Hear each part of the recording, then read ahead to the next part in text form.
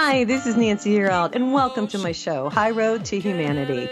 In every episode, I tell you powerful true stories filled with great wisdom that you can use in your own life as you strive for a higher road to travel. My featured guests will have their own unique stories to tell that enlighten your mind and your soul. So kick back, relax, and learn the secret to success when you take the high road. First touch, strong connection, it lays deep in your soul. Forgot. Hi, this is Nancy Yearout, and welcome to High Road to Humanity. And I have a fabulous guest here with me today. Dimitri Moraitis is here. He and Barbara Martin have written this book, Heaven and Your Spiritual Evolution. If you're watching me on YouTube, I'm holding it up right now. This is a really interesting book. It's a mystic's guide to the afterlife and reaching your highest potential. And the cool thing about this book, and you're going to want to share this one, this show with your friends, they talk about the different levels to get to heaven. And then once you get to heaven, what it's like and, what we work on up there. So Dimitri, welcome to High Road to Humanity. Well, thank you for having me on your show. I'm excited that you're here. Yeah, me too. Yeah. Just so the audience knows a little bit about you, Dimitri is the co-founder and co-spiritual director of Spiritual Arts Institute. It's in Encinitas, California, and I was telling him that's a really cool place. He's a metaphysical teacher. He's a healer. He's the co-author of numerous books. Dimitri is also the co-creator with Barbara of the SAI program, course curriculum, and numerous workshops. So I'm just really glad you're here today. Now, I guess I want to start out with, this book is pretty in-depth about heaven. Right. And so I wrote down a few things here. And, I have always known that, we're down here, we're working, to get to that next level. Talk about this, kind of preface this for the audience so they understand what this is all about. Yeah, well, first of all, you really said it very well in the very beginning that, there's a journey to heaven. The first chapter in the book is called You Don't Go to Heaven, You Grow to Heaven. Right. And then heaven is not the end of the journey. We tend to think of heaven, it's over, we're in eternal bliss, we're playing harps on clouds all day long, but there's another process that starts in those realms, and that those realms are not removed from here. A lot of people think, well, I'll think about the other side when I die or when I'm getting ready to cross over, or, what does that have to do with my life now? And the point is, it has everything to do with your life now, because the other side is not just for the time when you cross over, it's inspiring you this very moment. And as spiritual seekers, understanding the other side is crucial because it's tied to your spiritual evolution. That's why we call it Heaven and Your Spiritual Evolution. So the whole evolutionary process we're going through here in physical life is intimately connected to the flow of energies that are working on the other side. For example, right now, you and I and everyone listening, we have this beautiful auric field, and it's vibrating at certain frequencies. And those frequencies are corresponding to a sort of, shall we say, a spiritual dimension that exists in the hereafter. So if I had to cross over today, if this is my day to go home, I would take the energy, the light I have now, not yesterday, not tomorrow, and that would determine where I end up on the other side. It's not reward or punishment, it's like attracting like. So we say the most important thing is to earn light. It's to build up your spiritual power. It blesses you in this life, but it's also the fuel of your evolution. I think it's wonderful. There was a few things I wrote down in the very beginning. You guys say metaphysics teaches you don't go to heaven just because you're a good person. You grow to heaven, which is what you said. And that's through the gradual, majestic process of evolution. So we're evolving like you're talking about. The other thing I thought was really cool, it says metaphysics defines heaven as the realms of God's domain. I thought Right. that was really cool. I really like that. Well, let's get into this because, we all, we're down here, we're working on our stuff, but there's different levels. So as we grow, we go to the next level, and there's astral worlds. Tell everybody about the astral worlds. Right. So the astral realms are, shall we say, the closest to Earth. Okay. So the thing to realize is that, as you're again saying, is The other side isn't one place. The other side is many realms. In my father's house are many mansions, and they're actual places you can go to, literally experience. Right. Not fantasy land over there. It's not dreamland. It's very real. It's more, they call this the dreamland, the physical world, Ah, So the other okay. side is the real world in a sense. But it's also levels of consciousness. So it's vibrate there, as we mentioned, these vibrating levels. Now, Earth is interesting because Earth is a bit of a melting pot of consciousness. The planet itself is vibrating at a certain frequency, absolutely. But the people on it, you can have an Adolf Hitler standing next to a Mahatma Gandhi. They could physically be in the same room, even though obviously they're operating at vastly different frequencies. But on the other side, it wouldn't be quite like that. So the spiritual realms that, shall we say, are closest to Earth in terms of vibration are what you said, the astral world. It's a Latin word. It means starry, like the astral, the starry cosmos, it came to prominence, I think, the term in the Middle Ages. And yes, if you, again, the first stop on the other side is the astral world. And even that world isn't one place. There's 7 astral planes. Within it, there's 7 what we call subplanes.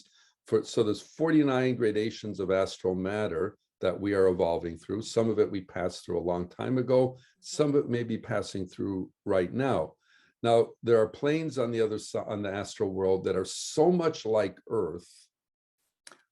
People have no idea about, the hereafter, and when they do cross over, they bring that kind of physical consciousness with them. They don't even think they died. They're saying, well, I see you and you're seeing me. I'm not dead. What are you talking about? Everything seems kind of familiar. Then when they realize they're not where they think they are, they do start to sometimes even go into a type of shock. And there's an adjustment period to realize, no, you really have crossed over.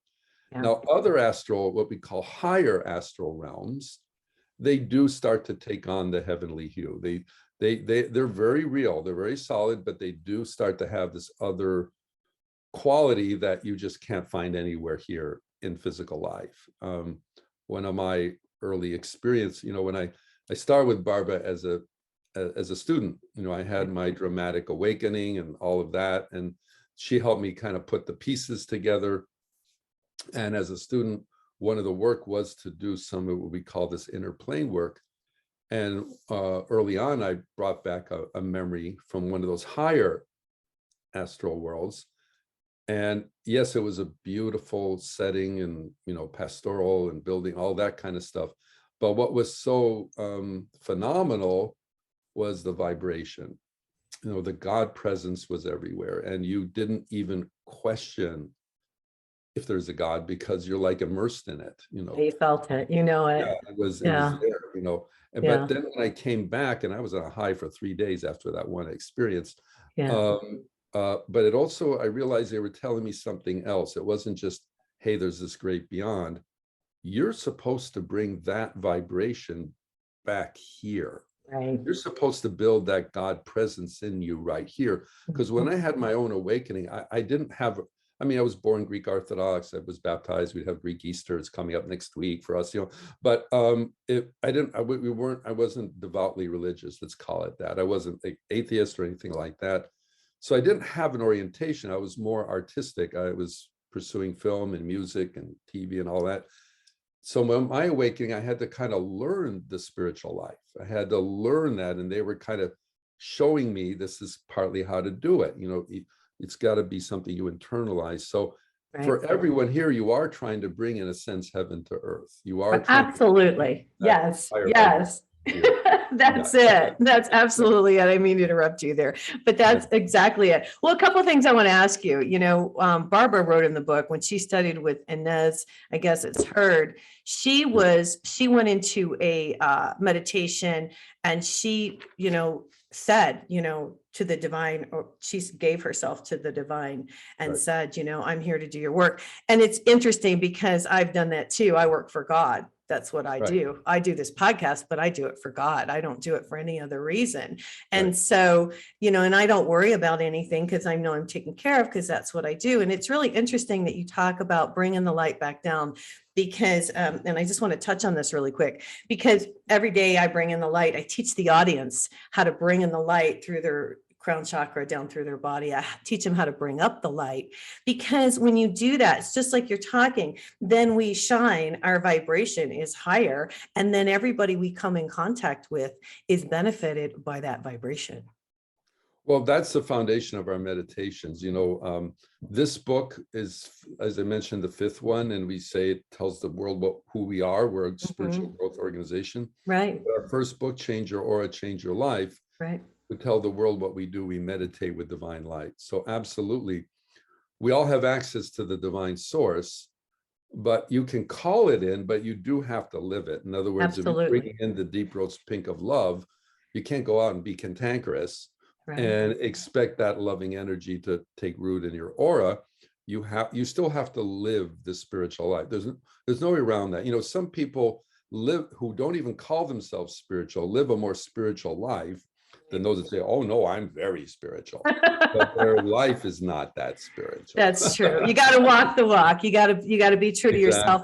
And I think that the more that people start to connect with the divine and become balanced, they are starting to become kinder. That's my goal, is that people become kinder, more compassionate towards each other.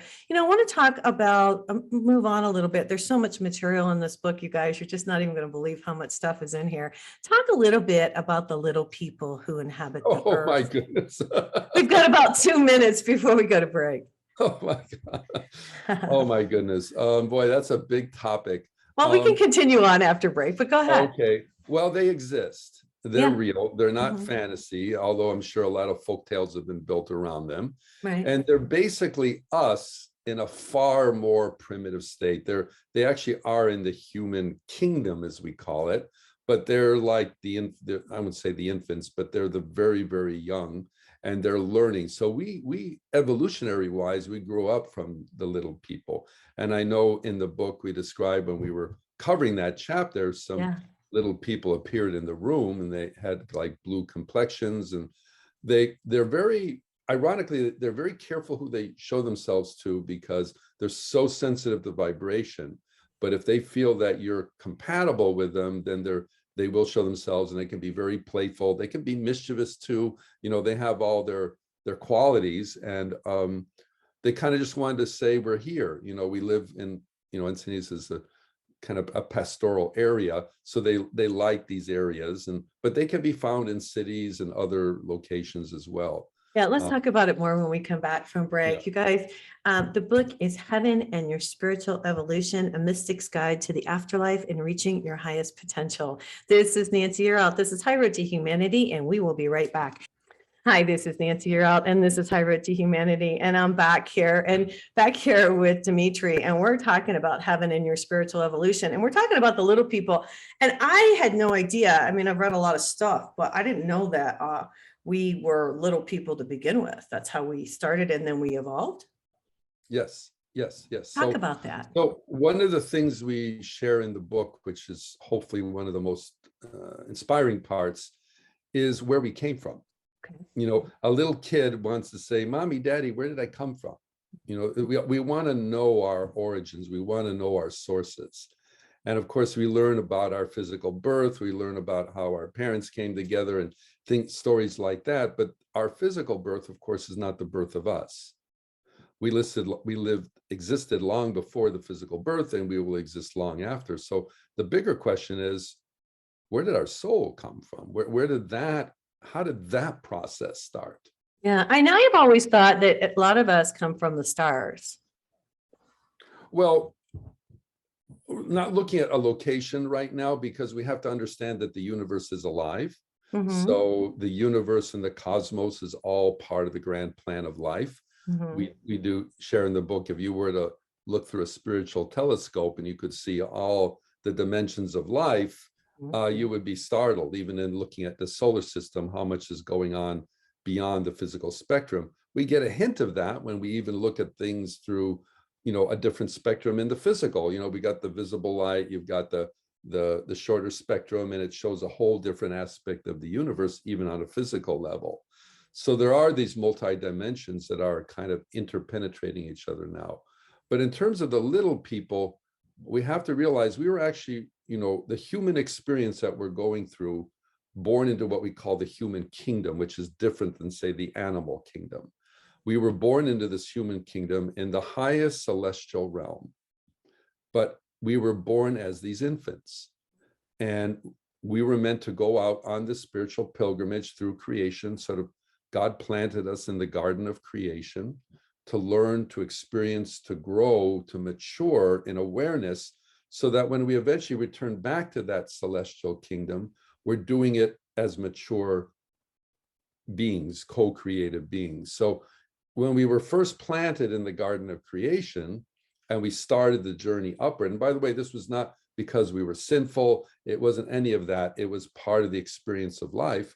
We started as these little people in these kingdoms, even below the astral. But well, hold on, I gotta stop you. Not everybody started with the little people. Some people did come from the stars and come down here and then are here now. I mean, isn't this just one aspect? I'm just curious.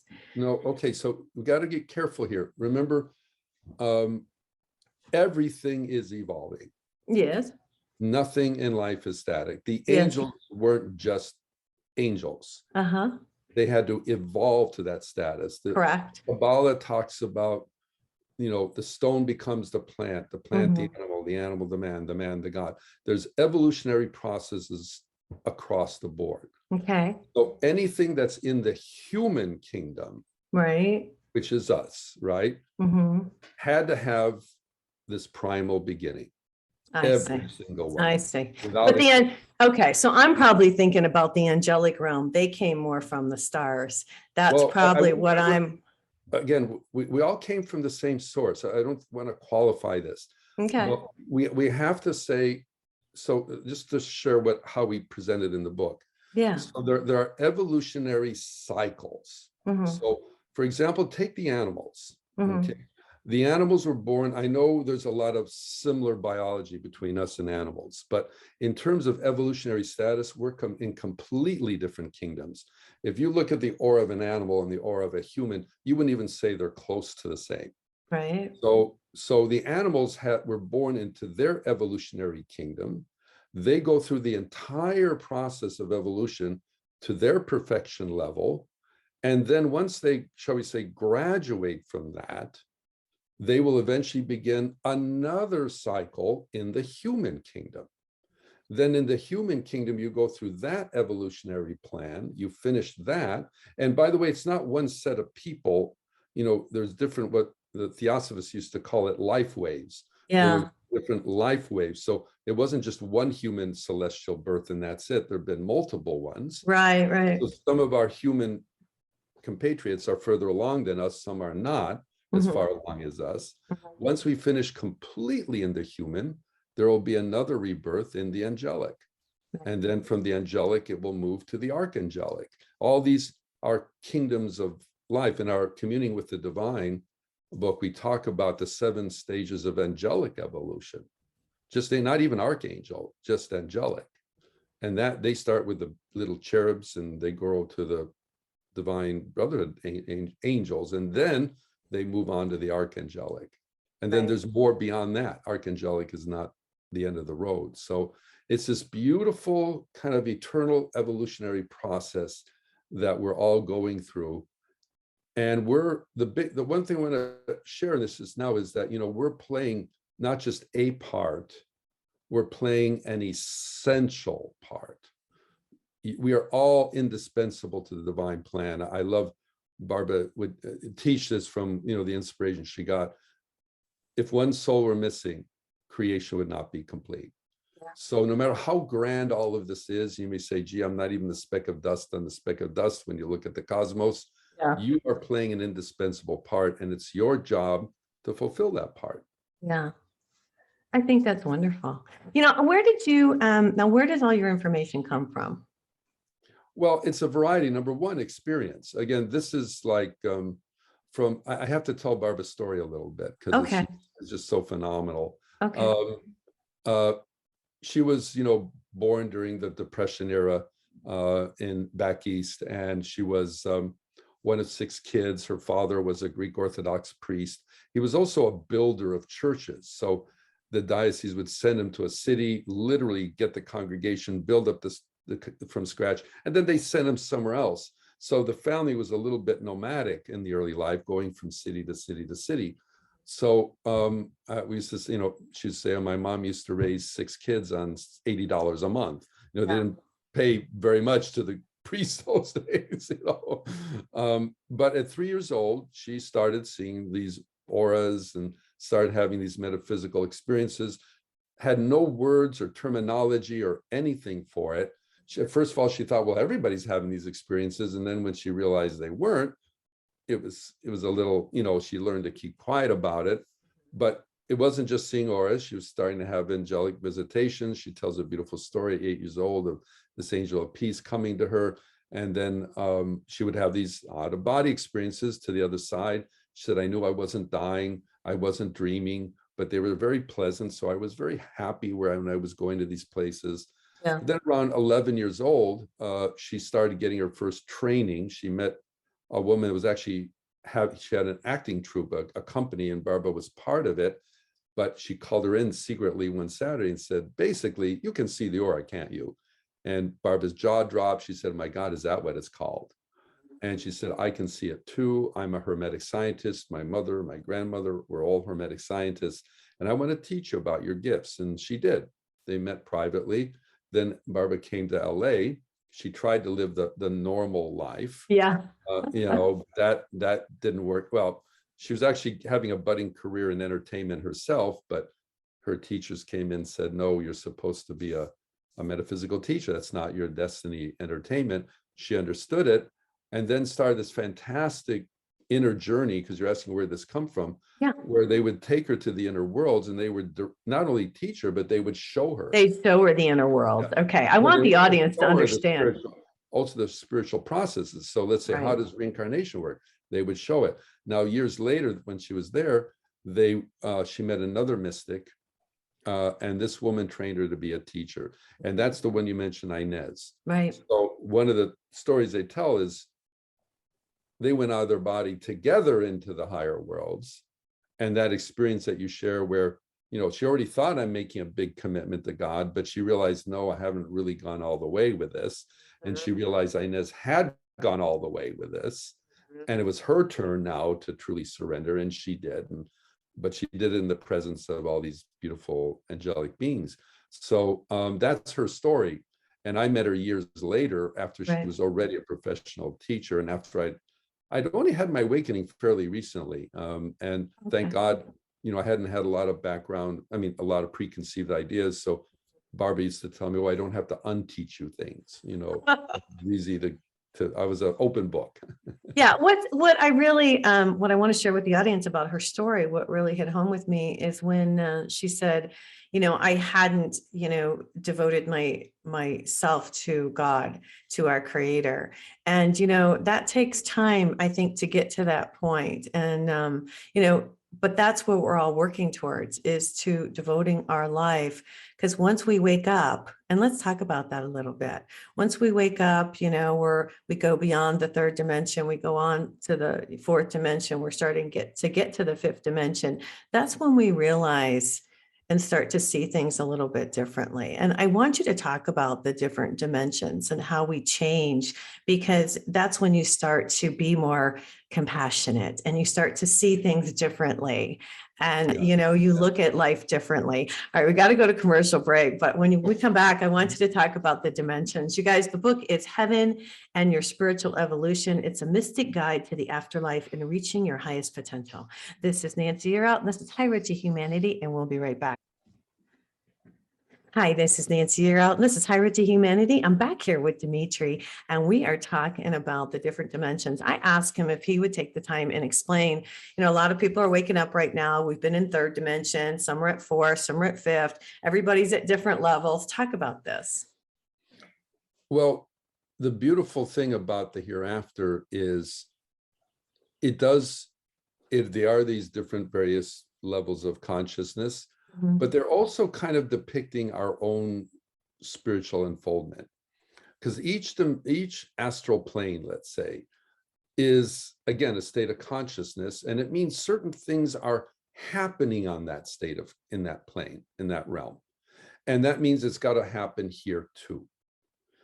Some people think, well, if I don't get it done here, I'll get it done on the other side. No, yeah, you will get it done on the other side, but you have to also get it done here. Yogananda used to say the goal is to see God face to face while in a physical body.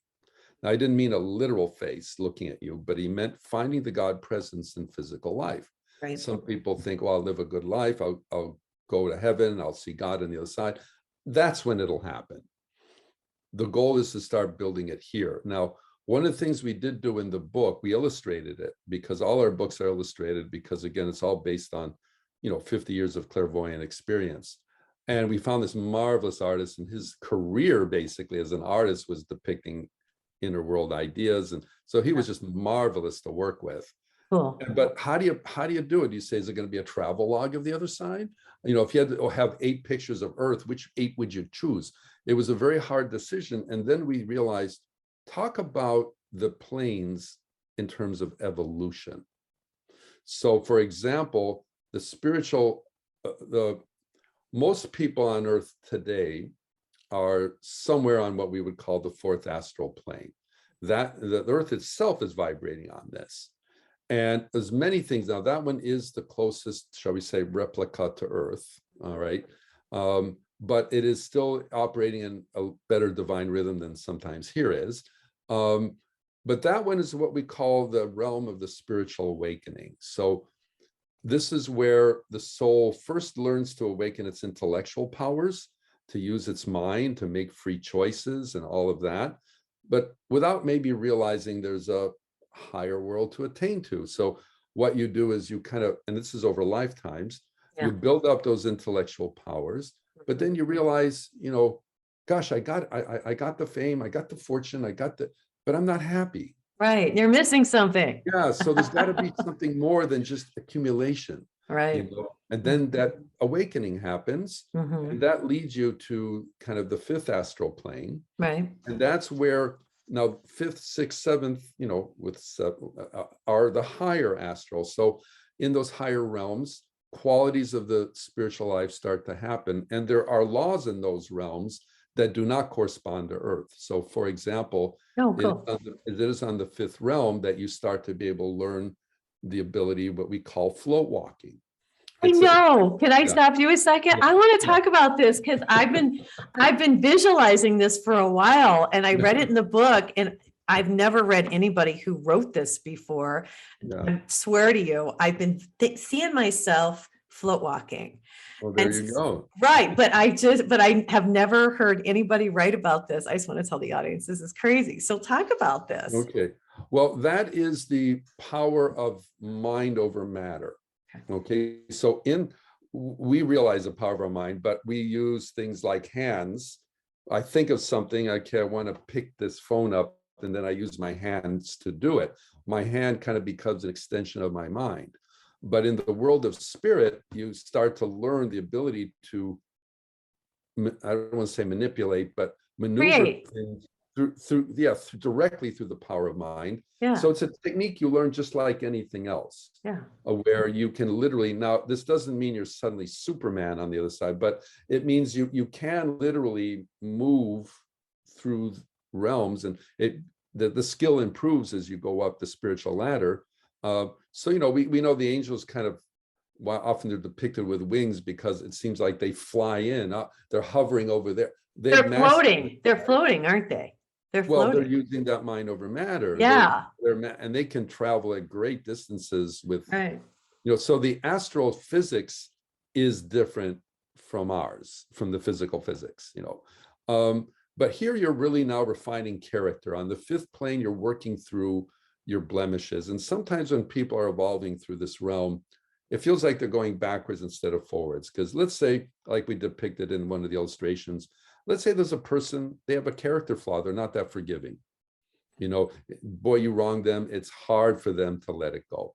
Now they've evolved to that fifth plane. They've got now this beautiful spiritual power building, but they still have these character blemishes. And this is the time to see through them and work through them and resolve them. So that's the journey through the fifth astral plane. And then again, now all this is corresponding to things that go on Earth. It's not just the other side. Yeah, but when do we float? At what realm? Well, it starts at the fifth. It does start at the fifth. Yeah, Okay, yeah. because I swear to you, this Yeah, is like yeah. something I had to find out about this because I'm Yeah, like, well, oh I mean, my we all had goodness. dreams of flying. You know, we all had No, dreams of no. They're not flying, floating. It's floating. definitely Well, exactly what you floating, talked moving, about. Yeah, Yeah. movement. Yeah. I don't mean Yeah. flying like Superman. No, I know what you Yeah, mean. yeah, I read it. yeah. I was like, it's really levitating is what okay, so this is what I picked up from the book, and please correct me if I'm wrong. I picked up, and what I've been seeing, and then I read it in the book, is that you're just off the ground and you're moving faster. Kind of like that. Kind of like Mhm. that. Yeah, you are. Mhm. Now you're bringing up the whole idea of, levitation is understanding the laws of gravity. And Yeah. there are laws we haven't learned here in the physical regarding that. I mean, there are the stories of, Atlantis, and that they had learned this art of being able to sort of neutralize. Levitate. Yeah. What you're basically doing is you're neutralizing a force, so that in a sense, instead of a force that's being pulled in a certain direction, it becomes kind of stationary in its dimension. And then you can use another force to move it in that position. Okay. And that is possible in the physical, because we have still yet to learn there's still some very basic laws of physics we have not discovered. We think we're so smart right now because we've discovered some of the quantum stuff, Yeah. which is amazing, Yeah. but compared to what's still coming up, we're still a ways off. So there's a lot to learn just about the physical universe. Well, what about all these other universes that exist? And I do want to say this: the astral universe, as big as the physical is, the astral is far bigger. It's far. Sri Yukteswar, Yogananda's teacher, would say, the physical universe hangs like a basket on the tree of the astral universe. So you have this, and that's just the astral world, right? There's other realms beyond that. Now, when you get to the sixth astral plane, you're on what I like to call spiritual firma. Your spiritual core is getting very, very strong. And now you're ready to confront one of the most dramatic things in your evolution. It's the surrender of the lower nature and the resurrection of the higher divine nature. Again, Yogananda used to talk about self-realization with a capital S. And that brings up this fascinating concept. Okay, my name is Dimitri, your name is Nancy, you were born where you were born, I was born where I was born. These are our personas. Right. These are not our immortal natures. Right. So we've had many personas. If you lined up all your lifetimes, and Yeah. all the people, let's say they're all in a room together, and you would say, well, which one is me? And the truth is, yes, you could say a piece of you is in all of them, but the real you is none of them. Those are like parts you've been playing, like an actor performed. Right. The real you, the immortal you, is beyond all of that. And on that sixth astral plane, that's when you come to terms with that, and you come into what we call the immortal nature.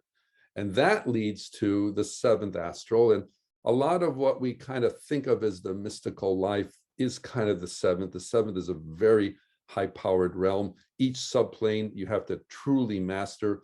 The initiations we think of, the mystery school things. A lot of that You talk about the mystery school in the book too. Can I stop a second and just ask you a question? At what point, so through this whole thing, are we connected with our higher selves? Even the higher selves are always there. Always there. Okay. You have a point. We all have a point above our head, about 2 feet. That's an actual chakra point. That is your higher self point. You're connected to it now. You're receiving from it today. The question is, to what level are you consciously aware of it? And also, just how receptive are you? What we say to our students is, look, if you're being blessed by the divine every day, do you feel inspired on a daily basis? If the answer is no, then it doesn't mean that you're being neglected. It just means that you need to kind of learn to quiet a little bit more and listen a little bit more, so that when the communication is, and look at, it's not going to necessarily be a booming voice, and it's not going to be like, oh, I know. today, theory of relativity. Yeah. It's not like that. It could be Yeah. simple as make that phone call today, Right. or go down and just do it. I had Yeah. a simple thing. I had to make a phone call. Speaking of that, this is a little while ago, and I thought, oh, it's going to be contentious. I don't want to do it right now. And the clear inspiration came in. Just call. I know, and I get that too. We And all it was do. fine, right? It was fine. There was Yeah. nothing wrong. We got to I go. was building up in my mind. Right. We got it. We have to go with our intuition. We have to start going with our gut feeling, our intuition instead of our head, is what I feel. Anyway, I will be right back, you guys. I'm here today with Dimitri. It's Heaven and Your Spiritual Evolution, a mystic's guide to the afterlife and reaching your highest potential. This is Nancy Yearout. This is High Road to Humanity. When we come back, we're going to talk about more. Hi, this is Nancy Yearout. This is High Road to Humanity. I'm here with Dimitri. We're talking about heaven. And, this is our last segment. And I want to talk about what you say in the book. You call it the nether worlds. The word means down or under. So talk about this. Right. Well, of course, when we talk about the other side, a big question is, well, does hell exist? Right. And if it does, is there like, I could be damned forever? So the first thing is,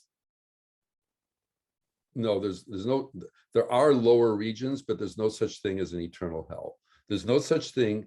There's no action, as evil as we can do things. There's no action past eventual redemption. So if you murder somebody, you're going to go to the netherworlds, but you have a chance to get out.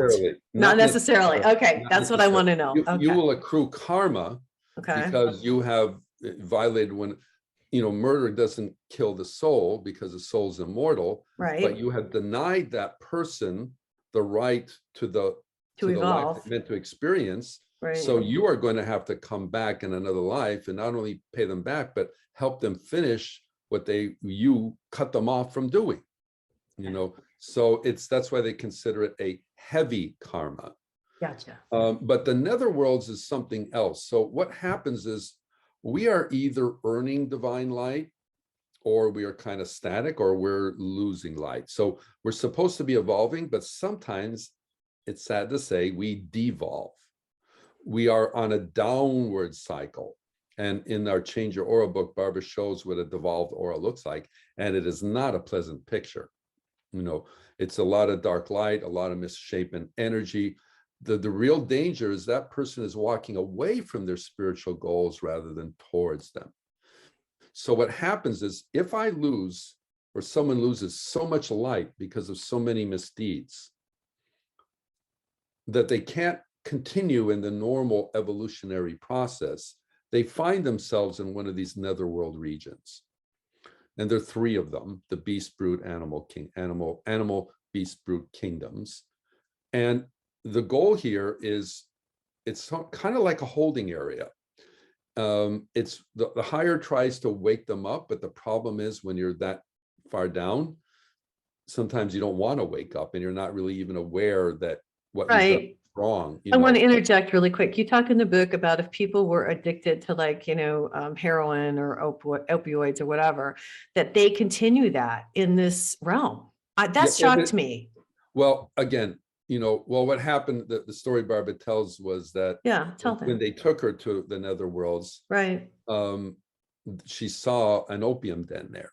Mm-hmm. And people were just, now this isn't just a little addict, this is like almost like reckless abandonment of addiction. No, I got you. Right. Where it's just, so what happens is, you've lost so much energy, and your lust, your passion for this is so consuming, you simply continue it on the other side, but you're continuing it in these lower realms. Right. Now they try to wake them up from there. They try to help them get out of it, but this could be, other things can happen in those realms too.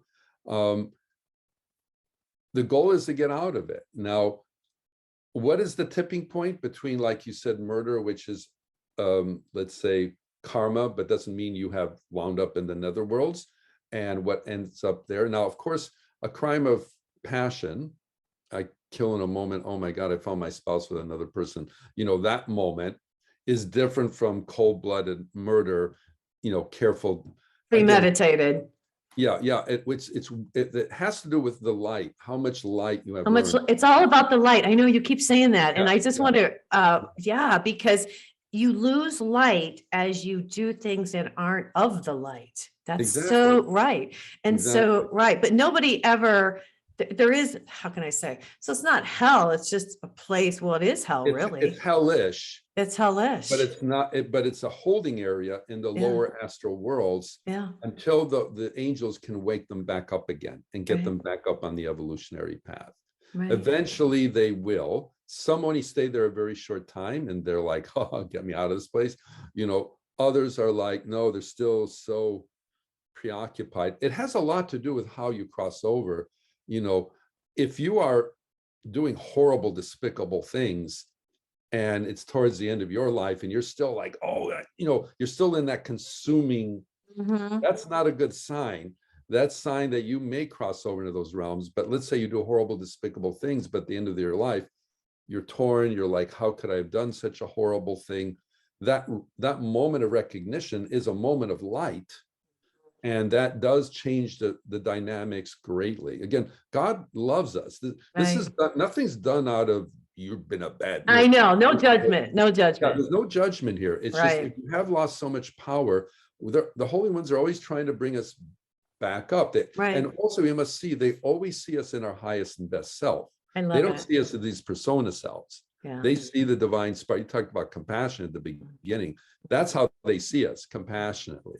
Now they may say, when is this child going to get the picture here? I'm joking. I love But it. they still see us in our highest and best self. All right. Two more things I want to talk about.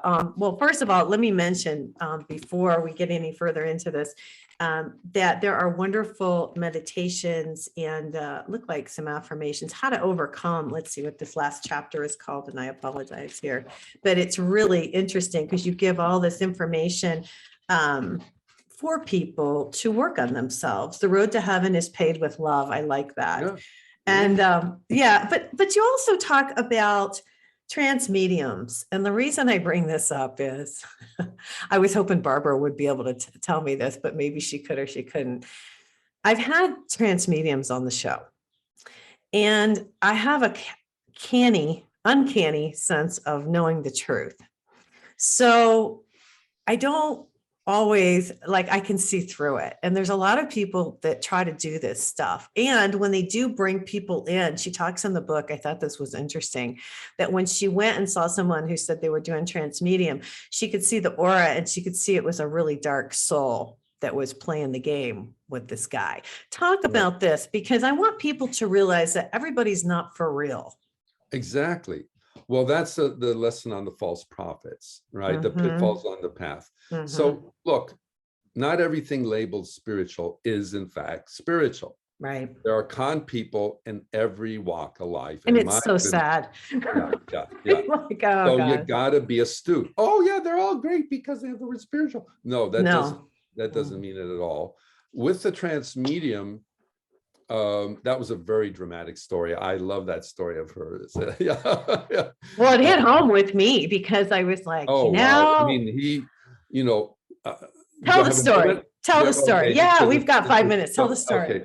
So again, I'm sure most know but a trans medium is different from a medium. So a medium is somebody that's getting a message from the astral realms, but they're aware, they're alert, they're awake. It's them. Oh, I'm hearing your uncle, Fester talking or something, but it's me saying it. So I'm a medium, but I'm not a trance medium. Right. In a trance medium, the medium goes literally into a trance. They are not consciously aware of what's happening. And the idea is this other spirit can take over. Right. And you're not hearing the medium talk, you're hearing the spirit talk through the medium. And then, yes, their mannerisms can change, their vocal inflections can change. Now, I'm not talking about the con people that do this that aren't even doing it. I'm talking about the real ones that really are bringing in the spirit from the other side. So Barbara went to this big event. Popular guy was doing this. Her student was kind of enamored with him. Yeah. And she said, I always go to these events. I sit at the back of the room because I want to make a quick exit if I need to, because I had the experiences. So this kind of charming guy, I guess in his 50s, went into trance, and yes, he was, this supposedly 20,000-year-old sage was coming through him. And yes, could kind of say a few things about, what was going on with people in the audience, and they were all galvanized.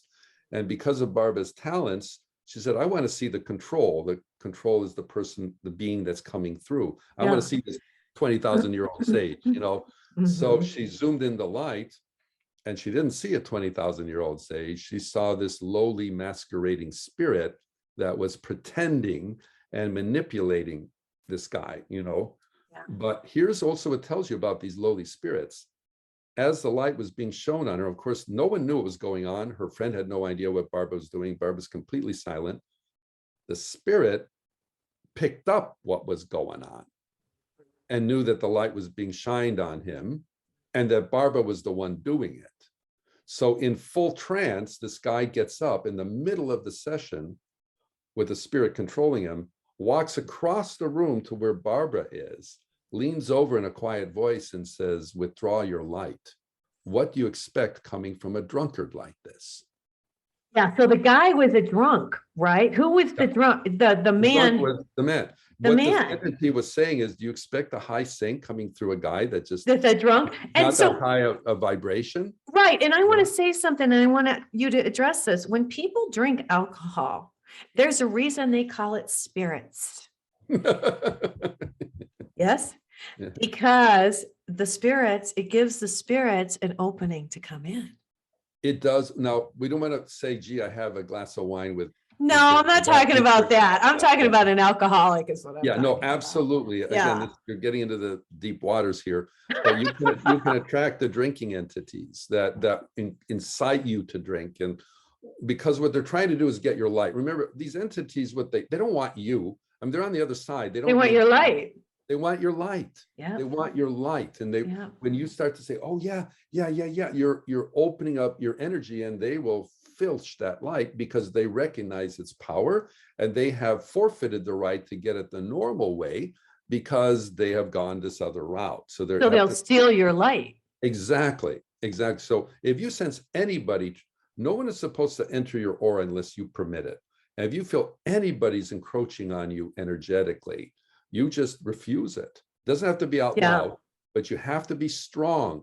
And you can't be kind about some of these things, because some of these lower forces, they're very clever and they know what they're doing. They know what they want. Yeah. And I've had somebody steal my light one time, and he was a spiritual guy, and I didn't realize that he wasn't as much of the light as I was. Yeah. And I could sense him and I could feel it. And I realized he was stealing my light, and I put a stop to it. Actually, There you go. Yeah. But light. Yourself in that golden bubble of protection, and in your mind saying, I refuse everything. I'm saying about anybody that feels this. Yeah. Well, we got to get out. I could talk to you for another hour.